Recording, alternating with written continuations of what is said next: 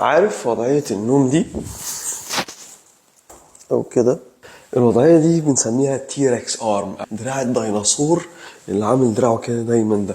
الوضعية دي كتير قوي ناس بتنامها وبتصحى من النوم ايديها منملة بسبب ان هي ضغطت على حاجة اسمها الميديان نيرف او العصب الاوسط. ضغطته هنا في الصدر وضغطته في الكوع وضغطته في الكف. طيب لو انت بتنام النومة دي انصحك انك تلعب رياضة، لان جسمك بيتعرض لافراز كتير من الادرينالين، وده بيبقى ستريس هرمون وضغط عصبي.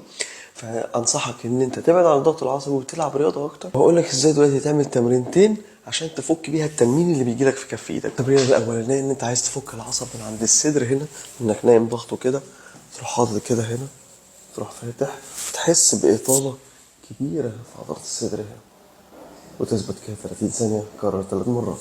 التمرينه التانيه ان انت تروح حاطط كف ايدك كده وتلفها لبره، تفرد كوعك وتروح عامل كده فاتح صدرك وفاتح دراعك وفاتح كفك كده عشان توسع العصب من عند الكف ومن عند الكوع ومن عند الدراع، وتثبت كده 30 ثانية وتريح، 30 ثانية وتريح 3 مرات. واظب على التمارين دي وقول اللي جنبك وهو نايم شفتني نايم النومة دي فكني، وإن شاء الله بعد التمارين دي تبقى أحسن في أقل من 3 أسابيع.